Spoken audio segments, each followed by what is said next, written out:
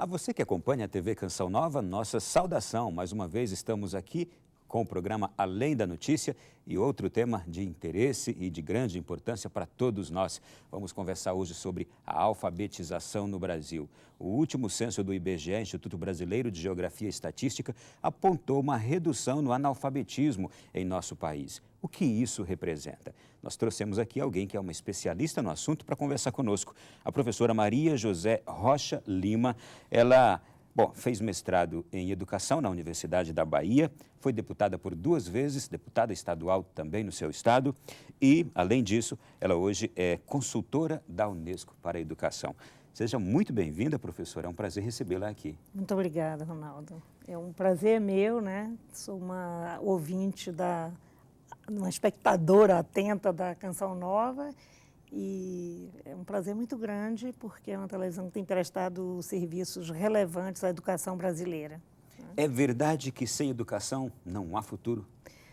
Sem dúvida. A educação, de fato, é um instrumento de libertação e de garantia de condições dignas de vida, né? E eu vejo que a educação no Brasil a instituição escolar tem claudicado muito na medida em que não assegura a educação que nós precisamos, que reúna não só a capacidade de transmitir os conhecimentos históricos acumulados, mas que também socialize, né? Tem uma educadora argentina, Sara Paim, que nos diz o seguinte, que, diferentemente dos animais, né, que nascem com um arsenal de instintos, nós, os seres humanos, precisamos aprender todas as coisas. A mamar, antigamente, ao nascer, precisávamos até de uma palmadinha para chorar, né? A andar, a falar, inclusive aprender a conviver socialmente, né? Nenhuma criança nasce dando tchau, ou beijinho, abraçando o papai e a mamãe. Então, aprender também a lidar com as emoções. Ela mostra que os búfalos brigam e depois um põe a pata no pescoço do outro dizendo: venci, sou o chefe da manada.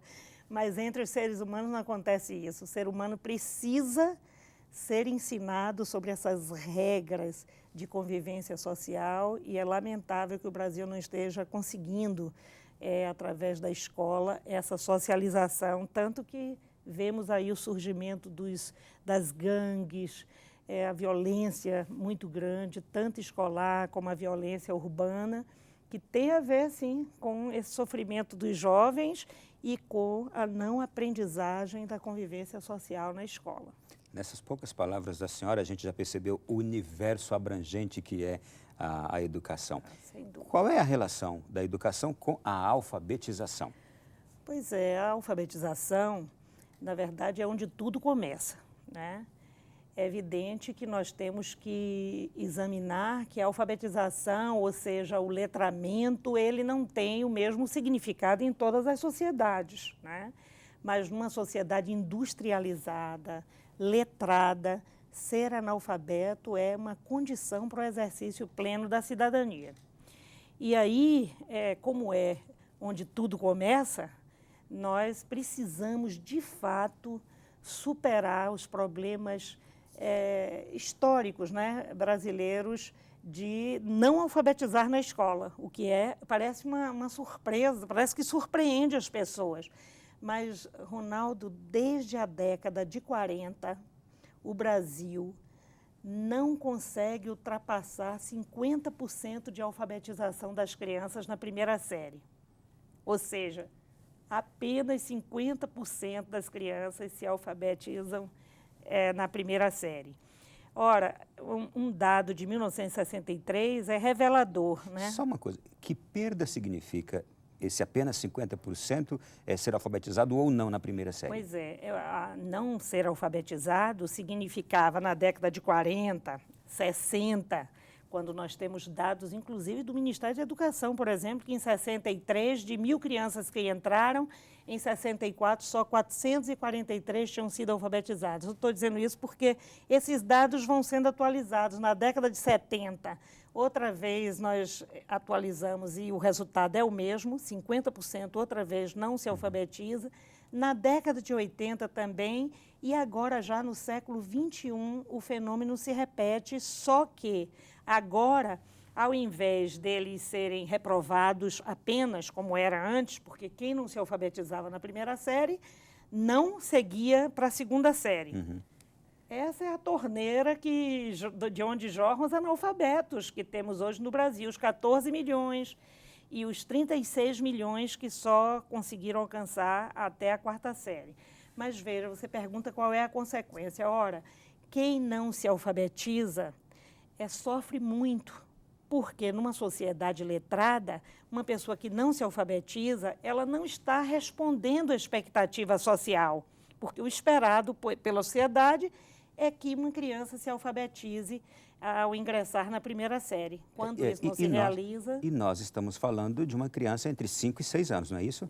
7 anos, que é a idade de matrícula na primeira série. Aliás, era 7 anos, agora com 9 anos do ensino fundamental, né, do governo Lula, houve esse avanço que realmente é significativo.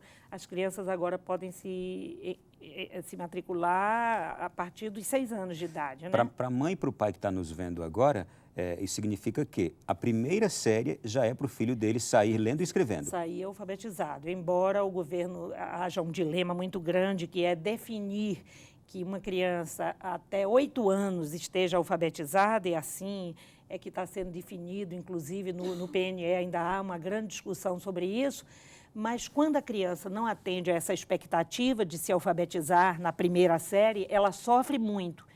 E, atualmente, o que é que se faz? Mesmo promovendo automaticamente, ou seja, fazendo com que ela prossiga os estudos, ou em ciclos, ou indo para adiante sem estar alfabetizada, os problemas são terríveis durante o ensino fundamental. Primeiro, são crianças e jovens que não acompanham a sua turma e, embora estejam sendo promovidas, mas o sofrimento é grande porque ela não consegue responder às questões, às provas, às atividades e sofrem. E é um caldo de cultura para a violência. Nós temos pesquisas que mostram que uma criança que não é bem-sucedida na alfabetização, ela, além da trajetória escolar com muitas dificuldades, ela pode ficar violenta porque quem está sofrendo, quem está sendo muito humilhado, né, a tendência muitas vezes é reagir contra essa humilhação. É realmente uma bomba relógio, que a qualquer momento pode explodir, né? Tem pessoas que são mais passivas e terminam manifestando esse sofrimento de outras formas, mas muitos jovens realmente, eles ficam engraçados, viram palhaços, eles querem esconder, na verdade, essa situação. Até porque são taxados de burros, de incompetentes, não é? Isso sem falar dos que saem da escola, tomam uma rejeição pela escola, né? Bom, aí nós não temos dúvida. Quem são os 36 milhões de brasileiros que o censo revela que só têm 4 anos de estudos, que são analfabetos funcionais? Certamente, esses 36 milhões são esses que não foram bem-sucedidos na escola e que terminam excluídos da escola por não conseguirem se alfabetizar, atendendo a essa expectativa social. Esses 36% são os mesmos 9,6% da população analfabeta do Brasil? Não, não são. Não são? Não são. Há 14 milhões de brasileiros que são analfabetos, não leem, não escrevem fluentemente e não interpretam textos mais complexos, né? Agora me diga, por que em pleno século XXI nós temos ainda essa quantidade de analfabetos e esses 36 milhões ainda que chegaram apenas a uma segunda, terceira, quarta série? Exatamente. Bom, e isto mostra que alfabetizar é uma tarefa complexa, porque nós vivemos numa sociedade letrada, né? E temos 14 milhões de analfabetos absolutos. No mundo são 793 milhões de analfabetos. Então, alfabetizar é uma tarefa complexa. E aí, quando você me pergunta, mas por que ainda há tantos analfabetos? Bom, em primeiro lugar, os governantes brasileiros consideram uma tarefa simples, né? Já tivemos 21 programas nacionais de alfabetização dentre eles o programa atual Brasil Alfabetizado. Em quanto tempo? É de 1824 para cá. Então, você veja que os programas foram absolutamente ineficientes para fazer frente ao problema do analfabetismo. E o que é que a gente avalia nesses programas? Em primeiro lugar, um forte componente de improvisação. Quer dizer, como os governantes acham que é uma tarefa simples, né? A improvisação é a marca desses programas. Uma outra coisa é que quase todos esses programas, com exceção agora do Brasil Alfabetizado, os professores são leigos, né? Como as pessoas acham que é uma tarefa simples, portanto, qualquer um pode alfabetizar. E eu estou escrevendo isso aqui. E a valorização do professor? Esteve sempre à frente como um dos dados primordiais desses processos, desses projetos? Sem dúvida. Eu vejo que isso que você está falando é... Não, eu digo assim, a valorização do professor estava em primeira linha nesses processos, nesses projetos de educação? Ao contrário. Ao contrário. Primeiro, isso é além do professor brasileiro ser muito mal pago, né? Nós sabemos que a questão da remuneração é uma coisa terrível no Brasil e, aliás, decisiva para os índices negativos da educação. Nós não temos dúvida sobre isso mais.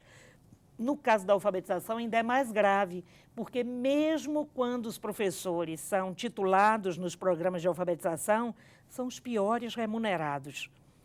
E, Ronaldo, você toca também numa questão essencial. São os professores mais inexperientes e piores pagos os que vão para as classes de alfabetização.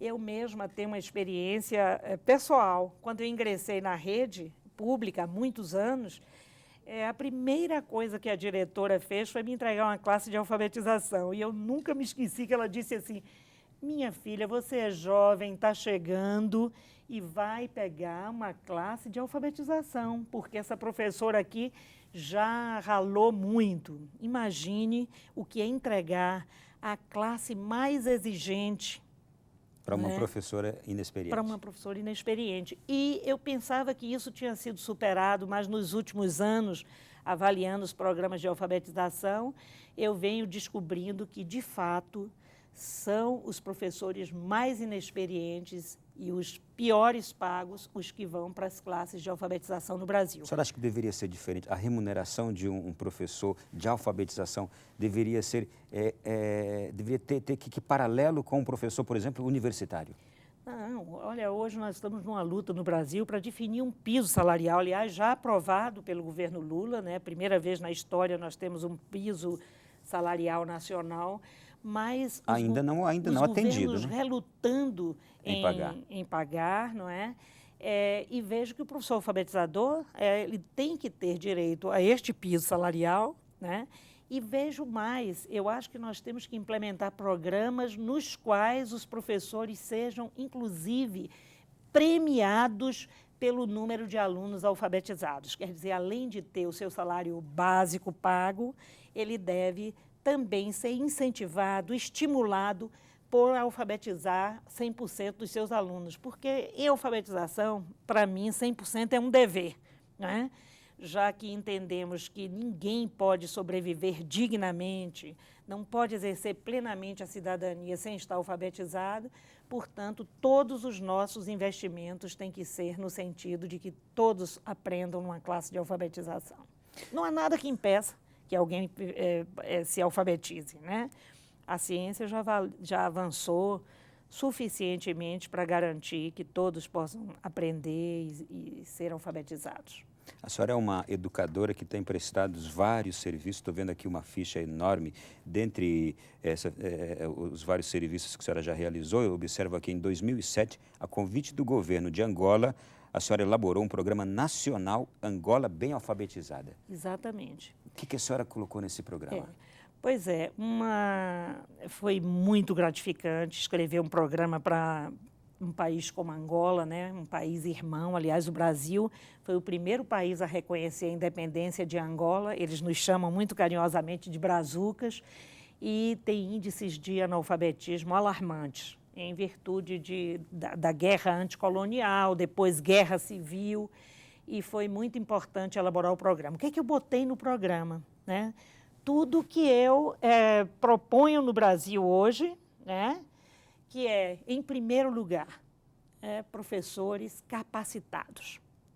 E não capacitados em qualquer capacitação. Na verdade, eu reuni o que há de melhor nas descobertas recentes sobre a alfabetização e levei para Angola, que é as descobertas da Emília Ferreiro, né, sobre a psicogênese da língua, que é uma novidade, infelizmente, no mundo ainda. Desde a década de 80, a Emília foi aluna de Piaget.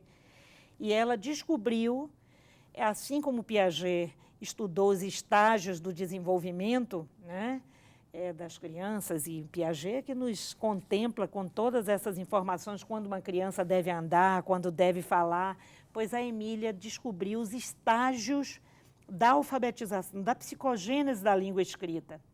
E, pela primeira vez, revelou para o mundo que uma pessoa de 100 anos pode pensar que se escreve com desenho, se ela não for apresentada e se ela não descobrir, não formar um esquema de pensamento acerca das letras. Então, ela definitivamente nos mostra que a alfabetização não é uma coisa biológica, porque se a gente reparar bem, nós naturalizamos a alfabetização. Isso, em síntese, esse pensamento dela, se alguém não for alfabetizado, poderia viver como na Idade da Pedra. Exatamente. Então, a gente costuma ter um ditado no Brasil que diz assim, o cidadão não sabe nem a letra do O, como se fosse, né? Como se todos devessem saber a letra do O, como se fosse uma coisa biológica, inata. E a Emília vem e mostra que não. E aí ela descobriu os estágios, que o ser humano primeiro pensa que se escreve com desenho, são estágios que acompanham a história da humanidade. Os humanos não pensaram primeiro e escreveram nas rochas, nas cavernas, a escrita rupestre, não é? Desenho? Com desenhos. Depois, a descoberta da existência dos signos, das letras. Depois, a relação letra-som, ou seja, escrita, o fonema e o grafema, a representação escrita dos sons, né? E, finalmente, né, a escrita alfabética. Então, ela mostra que há estágios e que tem pessoas que estancam, vamos dizer assim, param num determinado estágio desse, às vezes até por problemas graves, traumáticos, obstáculos que são criados na escola, né? Por exemplo, nossas cartilhas no Brasil, até bem pouco tempo, as que eram utilizadas, começavam pelas sílabas. Ora, se o sujeito não descobriu nem que se escreve com letras, com signos, imagine o sofrimento que é pular, saltar essas etapas e já trabalhar a relação letra-som. Então, muitas pessoas acham que essa caminhada é fácil, mas é fácil na classe média alta, onde as crianças desde cedo têm contato com a língua escrita, com escritos, com os pais lendo, mas nas classes populares nós descobrimos que há crianças que não têm nem papel na zona rural do México, do Brasil, não tem acesso a nenhuma escrita, a não ser o papel de jornal que enrola o sabão, né? Essa desestruturação também física, essa falta de estrutura física também é responsável por esses 9,6% dos analfabetos, naturalmente. Mas agora, ainda citando este número e pedindo à senhora que a gente ainda fale sobre as causas de tudo isso, a senhora realizou uma pesquisa sobre as políticas públicas de alfabetização no estado de São Paulo. O que a senhora descobriu? E, antes de tudo, em que circunstância e por que a senhora quis analisar essa política pública de São Paulo? Olha, São Paulo foi um convite da representação do MEC, né, a professora Yara Bernardi, que foi deputada, foi uma deputada muito atuante, inclusive foi relatora do Fundeb, e ela, ao assumir a representação do MEC, como ela conhecia o nosso trabalho em alfabetização, ela criou um projeto chamado Compromisso São Paulo Analfabetismo Zero. E a Unesco abraçou este projeto e eu fui, como consultora da Unesco, elaborar o projeto e implementá-lo. Bom, quais foram os principais achados? A primeira coisa que a gente descobriu é uma confusão conceitual entre alfabetização e assistência social. e que não é uma coisa simples, não. Igrejas, partidos, as secretarias de educação, há uma visão de que alfabetizar é beneficiar socialmente alguém, e essa confusão conceitual, quer dizer, a alfabetização não é vista como um nível complexo da escolaridade e como um dever do Estado, mesmo para aqueles que estão fora da idade própria, como se diz. E as pessoas tratam como assistência social e terminam se contentando em receber os analfabetos em classes nas quais eles trabalham costura, fazem culinária, realizam excursões. Muitos desses analfabetos se integram às organizações sociais, à igreja, aos partidos. Mas a gente pergunta, e se alfabetizou? Não. Coitada, não conseguiu. Aprendeu algo muito bom, mas não é alfabetização. Não é alfabetização. Então, essa confusão conceitual é uma marca também das políticas de alfabetização no Brasil, né? Desde de um ministro de educação até alguém que trabalha de servente no prédio, as pessoas pensam dessa forma. Então, a gente tem que ter uma revisão do ponto de vista cultural, e a cultura pesa sobre os nossos cérebros para acabar com essa história e considerar a alfabetização como um nível complexo de escolaridade. Uma segunda coisa é que os projetos mesclam analfabetos com pessoas alfabetizadas. E é o único nível de escolaridade que não é possível mesclar, porque quem não se alfabetizou, principalmente na idade dita própria, ele tem muita urgência de se alfabetizar. E quando se junta com alguém que já está alfabetizado, ele fracassa quase sempre outra vez. É como se fosse assim, não há uma interlocução, porque ser alfabetizado seria o patamar mínimo de conhecimento para alguém estabelecer uma interlocução com outro. Então, não estar alfabetizado é muito importante que também ele compartilhe essa experiência com outros não alfabetizados. Então, nós descobrimos em São Paulo as classes mesclando analfabetos com alfabetizados. Inclusive, na EJA, é instituído praticamente que alguém entra no ensino fundamental. O que é a EJA? A EJA é a Educação de Jovens e Adultos, né? Ele se matricula como analfabeto na EJA, e o que é que acontece? Ele vai conviver com pessoas que estão buscando a certificação de 1ª a 4ª série, muitos deles já alfabetizados. Então, esses analfabetos fracassam mais uma vez. E uma terceira coisa é o desconhecimento dos professores sobre a psicogênese da língua, ou seja, sobre essas etapas que um analfabeto precisa, né, atravessar esses esquemas de pensamento. Então, o professor tem que fazer atividades apropriadas para cada um desses momentos, desses esquemas de pensamento, né?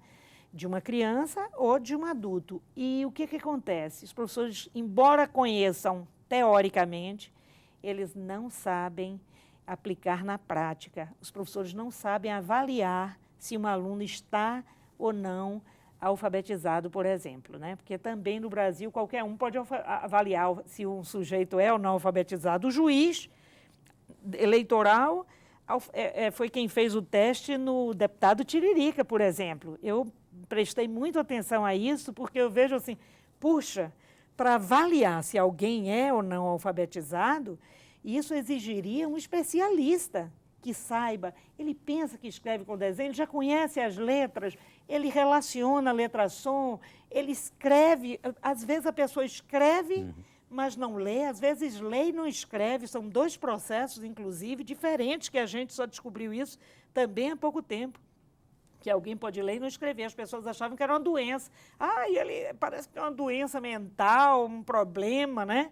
Não, são dois processos paralelos, são dois processos diferentes e que exigem, portanto, especialistas, e os professores não sabem se seus alunos estão ou não. É um pouco assim no chute, é um pouco no senso comum, né? Olha, está muito bom, mas eu preciso fazer agora uma perguntinha bem rápida, em poucos segundos me responda, por favor. Qual nota a senhora daria para a nossa educação hoje?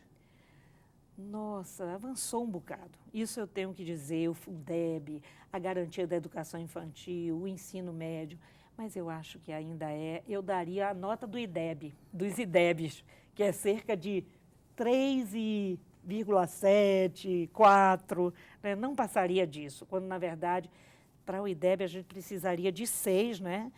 E para sermos um país realmente de ponta, eu vou agora sair do IDEB e dizer precisamos que a educação seja nota 10 para que o Brasil, de fato, seja esse país maravilhoso que é e que possa desenvolver todo esse potencial fantástico de um país do sol, da beleza, de paisagens maravilhosas e de um povo alegre e muito renitente, persistente, né, como brasileiros, que o brasileiro não desiste nunca. Eu espero que nós não desistamos de lutar pela educação de qualidade. Quero agradecer imensamente a professora Maria José Rocha Lima, consultora da Unesco. Foi um prazer tê-la aqui. Muito obrigado. Muito obrigada. Até um próximo programa. Tá bem. A você que esteve conosco, nós temos um conteúdo exclusivo na internet que você já pode pesquisar a partir de agora. E muito obrigado também pela sua audiência. Até o próximo programa aqui no Além da Notícia.